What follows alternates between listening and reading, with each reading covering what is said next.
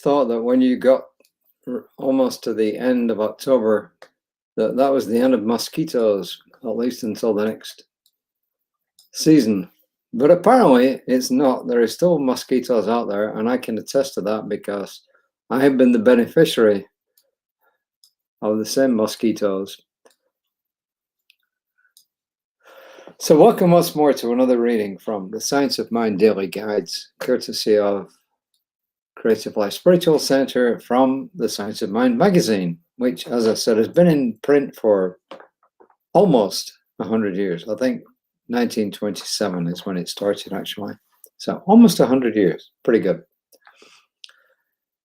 Today's reading, of course, is a continuation of the writings for this month by Reverend Dr. Jesse Jennings, my senior minister.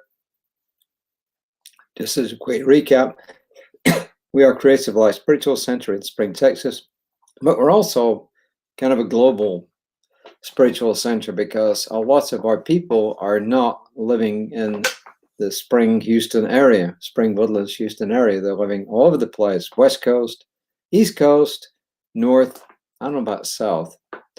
And some of them even come to our classes from overseas. We have, excuse me, we have 4 ministers. We have Reverend Dr. Jesse Jennings, our senior minister. We have 2 assistant ministers. That's Reverend Lisa Ryan and myself. And then we have a staff minister who was in California, but she's now married to the Northeast, and that's Reverend Katie Roxburgati. So there you are, and that's the pecking order, as it were.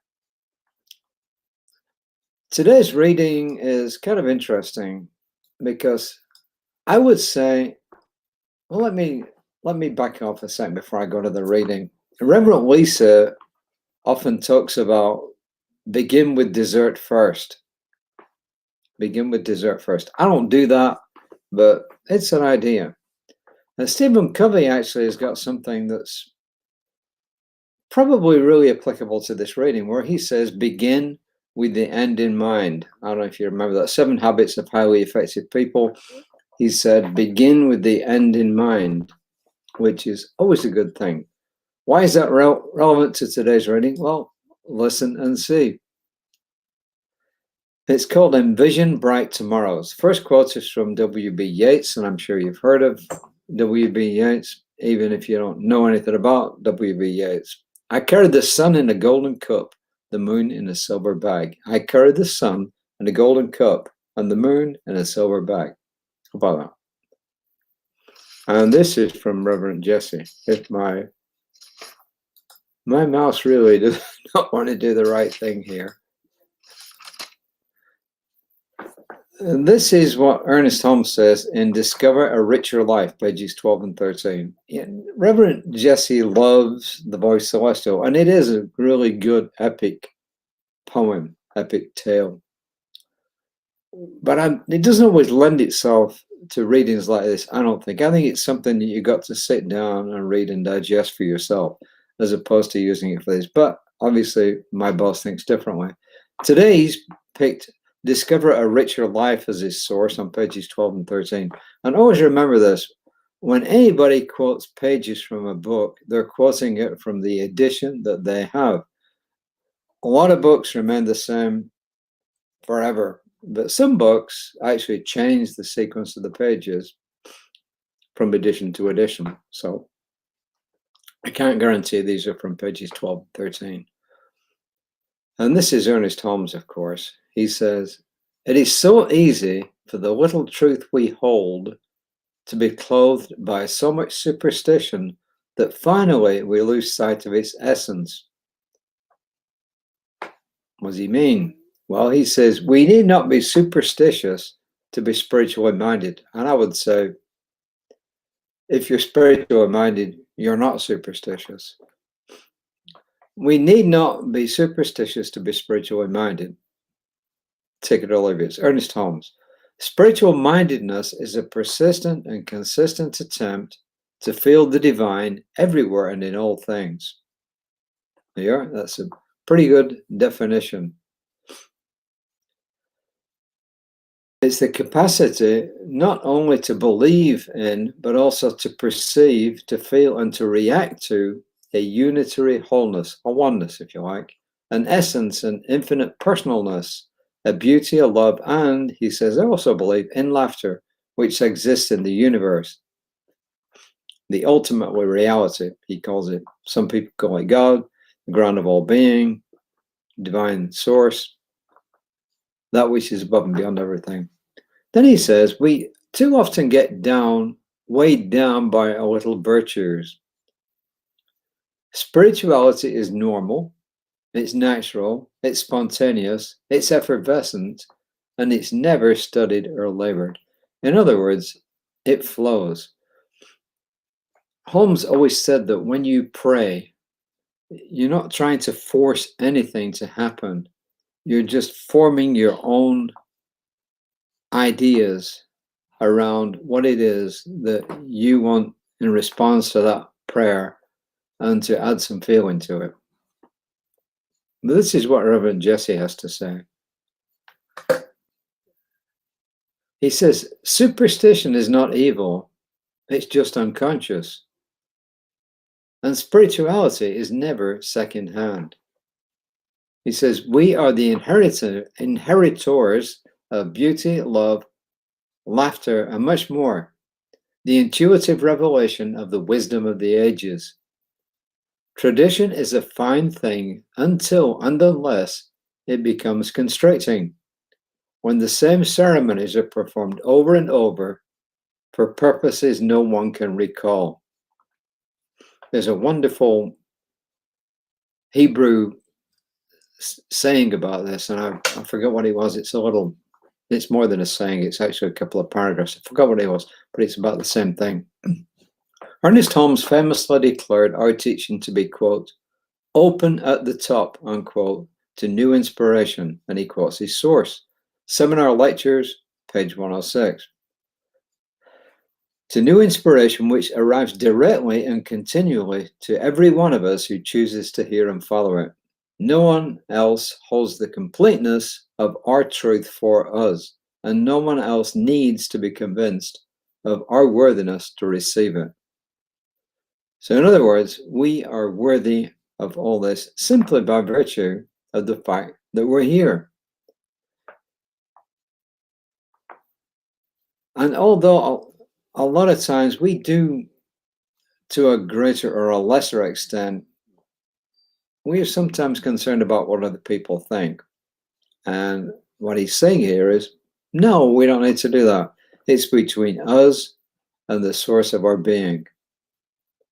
And he's saying also that when we realize that it's between us and the source of our being and nobody else,